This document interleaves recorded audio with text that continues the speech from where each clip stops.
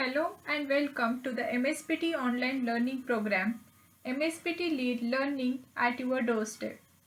I am Madhu Gurgunti, lecturer at Sri Siddheshwar Women's Polytechnic, Solapur.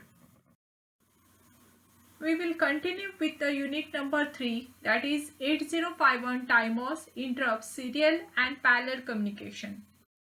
So at the end of this presentation, students will be able to write steps to troubleshoot the given timer circuit. So the contents of this presentation are introduction, timer or counter circuit, factors to need to be considered for troubleshooting timer circuit, software debugging checklist and hardware checklist for timer circuit. Troubleshooting of any circuit includes analyzing the issues. In the same way, this concept map represents two types of issues which can occur in timer circuitry. In the previous presentation, we have studied that microcontroller 8051 has two 16-bit timers or counters, timer 0 and timer 1. Timers can be used to generate the delay, whereas counters can serve as event counters. There are four operating modes of timer as mode 0, mode 1, mode 2 and mode 3. To select required timer and its operating modes, TMOD SFR is used. While using 8051's timer in a timer mode, crystal is used as a source of the frequency. And when it is used as a counter, timer resistor is incremented by the pulse provided to pin P3.4 or pin P3.5 externally. We know that the timer is nothing but a simple binary counter that can be configured to count clock pulses, which can be internal or external. Once it reaches the maximum value, it will roll back to 0, setting up an overflow flag and generates the interrupt if enabled. Figure shows the basic 8051 timer unit, and consider that timer used here is a 8-bit timer resistor. So the resistors Tcon and Tmod affect the timer operations.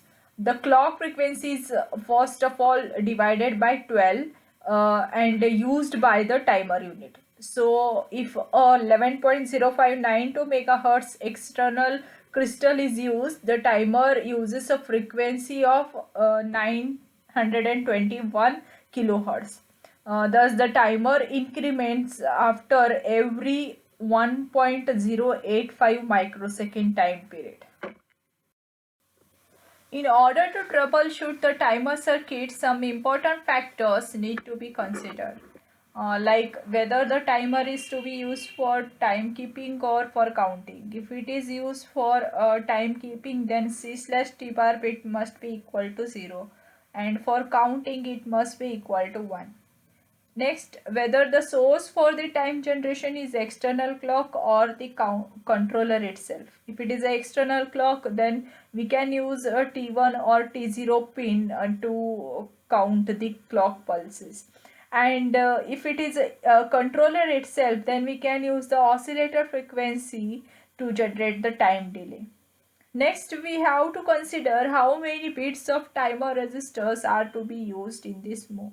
So if it is a mode 0, we can use a 13-bit timer. If it is a mode 1, then we can use the 16-bit timer. If it is a mode 2, we can use the 8-bit auto reload timer. And if it is a mode 3, we can use the 8-bit in a split mode. Next, we will try to understand how software debugging can be done by considering some important software debugging checklist. Load TMOD resistor with the value indicating the correct timer and its operating mode selection. So after that we can do some precise calculation which is required in order to generate the specific time delay. Then using correct syntax for the instructions and directives in the timer program is also very important. And last but not the least, follow the steps in the sequence for compiling the program. As we know that timer in microcontroller 8051 can be used as a timer or counter. While using it as a timer, crystal frequency plays very important role, as if C/T bar is equal to 0, the timer gets pulses from the crystal only. So the crystal frequency is a basic internal clock frequency of the microcontroller. And when C/T bar is equal to 1, the timer is used as a counter and gets its pulses from outside the 8051 from pins T0 and T1, that is nothing but pin number P3.4 and P3.5 respectively. So while using the timer circuit in microcontroller 8051, following hardware checklist can be considered.